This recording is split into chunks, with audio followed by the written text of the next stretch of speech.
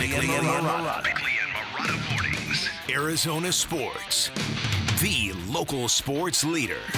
Bickley Blast.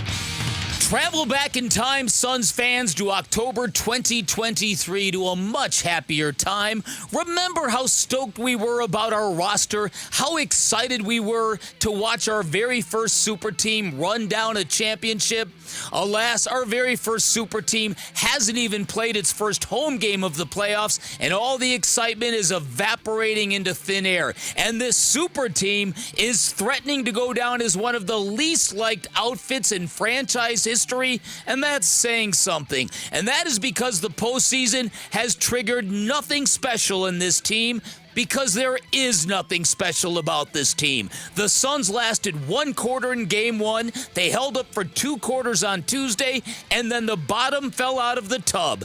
Turnovers, defensive breakdowns, lazy offense, distracted players bickering with officiating until the game was rapidly moving in the wrong direction. And we are all left with a stunning, sobering realization that a team with 3 nuclear weapons is struggling to put together a single coherent offensive possession. Is it the lack of a point guard? Is it the lack of a competent head coach? Is it the wrong mix of personalities? Conventional wisdom will tell you the Suns have lost nothing yet, not until they lose their first home game, but it kind of feels like they've already lost everything. The plot, their mojo, their end-of-season momentum, and the confidence of a fan base that has quite literally seen enough.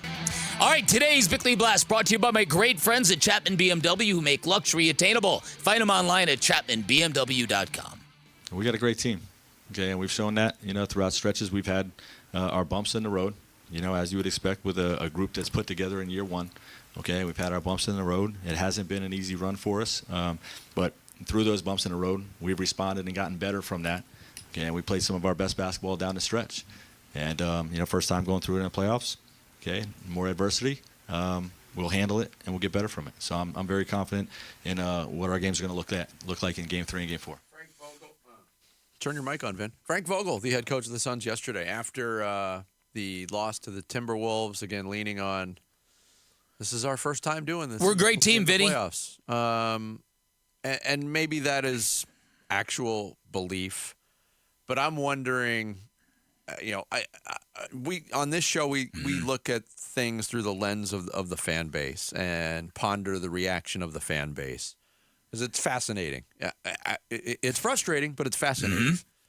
If the Suns don't win on Friday, Sunday at Footprint Center is going to be an ugly scene. And how many times have you? I'm not predicting it. No. I am saying that it feels this way. I totally agree with you. This feels like a 5-game series. It feels like, and I have a lot of experience of this, especially as a Suns fan and an Arizona sports fan. They lose Friday in some heartbreaking fashion. Mm-hmm. Absolutely, the last shred of breath is taken out of this fan base. Mm-hmm. They find a way to extend it, win on Sunday, and then they go back in Game 5. That's what this series feels like at this point. And yesterday, we had the discussion. You referenced it earlier today. If the Suns come back 0-2, it's not necessarily a death sentence. Now, I did preface that by saying, without knowing what the optics are from last night, the optics were so disturbing at times in that game that it's almost impossible to drum up any real belief that this team can turn it around. I agree. I'm completely in alignment with you on this for a lot of different reasons. And I think it was the meltdown that occurred with this basketball team, how easily they're thrown off their game, how they're getting jumped at midcourt, if not sooner. In terms of disrupting their offense, in terms of guys standing around. Do you have that Tom Chambers criticism handy again? I want to hear that again, Vinny, if you've got that. It's not a well-oiled machine. I mean, they are not precise in what they're doing. They just look like they don't know what should be done. I mean, the passes are tentative. The moves are tentative. It looks like you're worrying about things you can't be worrying about, rather than just being confident and going out there and taking your shot, making your passes. We talked about before the game started, Kevin Durant saying we need to be a blender. Well, Kevin was standing in one spot in like 5 possessions in a row and didn't move. I mean, not even move. And this team can't do that. They can't stand around and watch everybody go one-on-one. This Minnesota team is too good defensively. That's exactly right.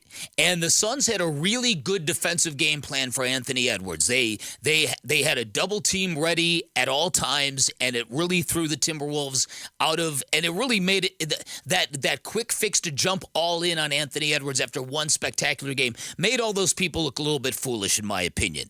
But that was the second quarter. And when that third quarter rolled around and this thing started getting away from them, they just broke apart.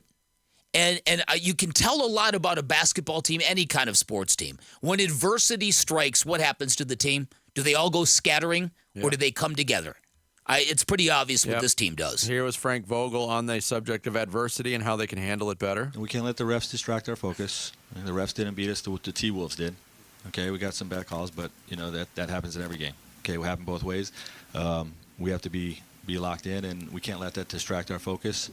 And when they're scoring on us, okay, and we're not getting the right stops, we can't not be organized offensively, and we had too many possessions like that. Now I'll give you a couple examples and I don't want to get crazy with my criticism of Devin Booker, but there are a couple of things that I see that I don't like in his game, and he's gotten a lot better since Chris Paul is gone, in my opinion, in terms of the flopping and the foul hunting.